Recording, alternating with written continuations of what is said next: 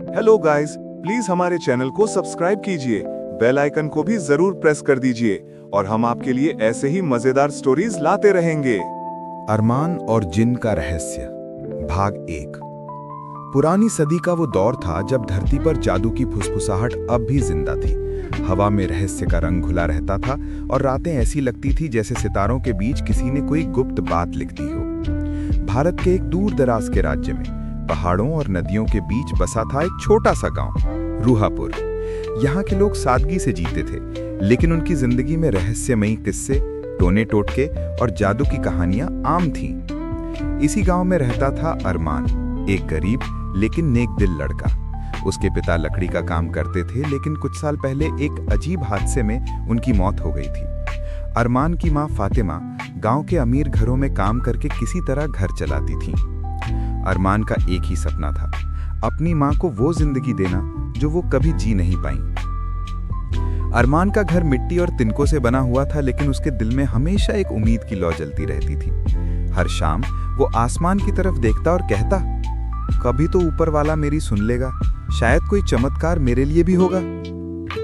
एक दिन जब अरमान जंगल में लकड़ी काटने गया था तो मौसम अचानक बदल गया।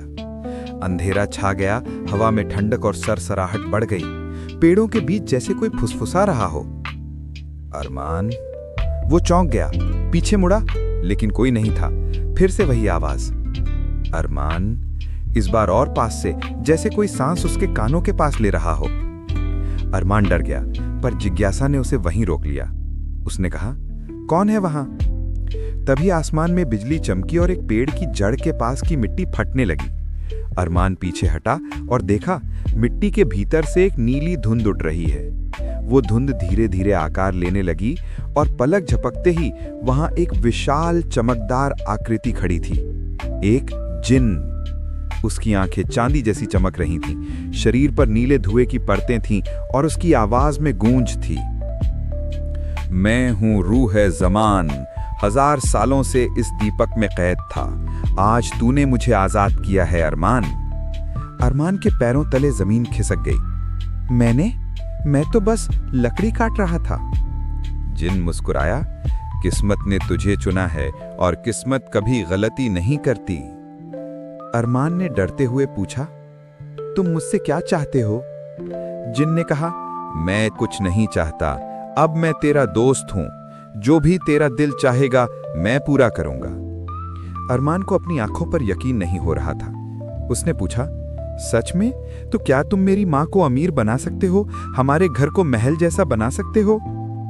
जिन ने सिर झुकाया और बोला, अरमान, मैं तुझे अमीर बना सकता हूं, पर याद रख, हर चाहत के साथ एक रहस्य जुड़ा होता है। क्या तू उस रहस्य को झेल पाएगा? अरमान ने मुस्कुराकर कहा, मेरे पास खोने के लिए कुछ नहीं है। जिन ने हाथ उठाया और आसमान में नीली बिजली कौंधी। पल भर में अरमान का टूटा हुआ घर एक शानदार हवेली में बदल गया। गांव के लोग अगले दिन दंग रह गए। जो लड़का कल तक फटे कपड़ों में घूमता था, आज वो सोने की जंजीर पहने शानदार वस्त्रों में दिखाई दे रहा था। हर कोई हैरान था, पर अरमान चुप था। वो जानता था कि ये सब उसके नए दोस्त जिन की वजह से हुआ है। दिन बीतते गए, अरमान के पास अब सब कुछ था, दौलत, सम्मान और गांव के सबसे अमीर लोग भी उसके आगे झुकने लगे थे। लेकिन अरमान का दिल अब भी बेचैन था। रात को जब वो सोता तो उसे जिन की बात याद आती, हर चाह के साथ एक रहस्य जुड़ा होता है। एक रात जब सब सो गए थे तो अरमान हवेली की छत पर गया। हवा में ठंडक थी और चांद आधा था। वो बोला, रूहे ज़मान, क्या तुम हो यहाँ? नीली रोशनी की चमक हुई और जिन सामने आ गया। अरमान, तू खुश नहीं लग रहा। मुझे नहीं पता, मेरे पास सब कुछ है पर मन खाली है। मुझे लगता है कुछ कमी है, कुछ ऐसा जो मैं समझ नहीं पा रहा। जिन ने गहरी सांस ली। अरमान, जिस दिन तूने मुझे आजाद किया था, उसी दिन तेरी किस्मत बदल गई थी, पर जो किस्मत तूने पाई है वो पूरी तरह तेरी नहीं है। अरमान चौंक गया, मतलब? तेरे भाग्य में एक रहस्य छिपा है। वो रहस्य अगर तू जान गया तो तेरी जिंदगी फिर कभी वैसी नहीं रहेगी। अरमान के दिल में जिज्ञासा की आग लग गई। मुझे वो रहस्य जानना है। जिन ने कहा, सोच ले अरमान, सच कभी आसान नहीं होता। मैं तैयार हूं। जिन ने आसमान की ओर हाथ उठाया और नीली आग का एक गोला उसके हाथों में चमक उठा। फिर उसने कहा, ये तेरे पिता का रहस्य है। वो सिर्फ एक बढ़ई नहीं थे, वो उस कबीले के आखिरी सदस्य थे जिन्होंने जादू को काबू में करना सीखा था। अरमान की सांसें थम गईं। मेरे पिता जादू जानते थे? हाँ, और उन्होंने मुझे इस दीपक में बंद किया था ताकि मैं गलत हाथों में ना पड़ जाऊं। पर जब तूने मिट्टी खोदी तो तूने वही ताला खोला जो तेरे पिता ने खुद लगाया था। अरमान सन्न रह गया। तो इसका मतलब मैं तुम्हारा मालिक नहीं बल्कि मेरे पिता थे? जिनकी आंखों में एक चमक आई। अब तू है अरमान, पर याद रख, तेरे पिता ने मुझे एक वादा करवाया था कि मैं तुझे तब तक नहीं छोड़ूंगा जब तक तू उस मुकाम तक न पहुंच जाए जो तेरे खून में लिखा है। अरमान ने धीरे से पूछा, वो मुकाम क्या है? जिन ने कहा, राज सिंहासन। अरमान ने कहा, राज सिंहासन? मैं तो एक साधारण लड़का हूं। नहीं, तू एक वारिस है। तेरे पिता उस सल्तनत के आखिरी रक्षक थे जिसे अब मिटा दिया गया था। तेरे अंदर वही खून बहता है जो बादशाहों का हुआ करता था। अरमान को सब किसी सपने जैसा लग रहा था, लेकिन जब उसने जिन की आंखों में देखा तो उसमें झूठ का कोई निशान नहीं था। जिन ने कहा, अरमान, अब तुझे दो रास्ते चुनने हैं। या तो तू अपनी नई जिंदगी में रहे और भूल जा के तू कौन है, या फिर मेरे साथ चल और अपनी किस्मत को पूरा कर। अरमान कुछ पल खामोश रहा, फिर बोला, मैं अपने पिता का सच जानना चाहता हूं। मैं उस सल्तनत को देखना चाहता हूं जिससे मेरा खून जुड़ा है।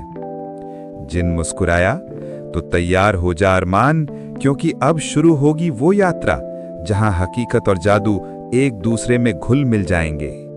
जिन ने अपनी हथेली से नीली रोशनी का घेरा बनाया और अरमान का शरीर धीरे धीरे हवा में उठने लगा। नीली लपटों ने उसे घेर लिया और अगले ही पल वो गायब हो गया। जब उसने आंखें खोली तो उसने खुद को बिल्कुल एक अलग जगह पर पाया। ऊंचे ऊंचे महल, सुनहरी दीवारें और हवा में एक रहस्यमयी गंध। वो एक पुरानी भूली हुई सल्तनत थी। जिन ने कहा, यह वही जगह है जहां कभी तेरे पिता का राज था, सुल्तान ए जारिया, पर अब यह खंडहर बन चुकी है। किसी ने इसे मिटा दिया था।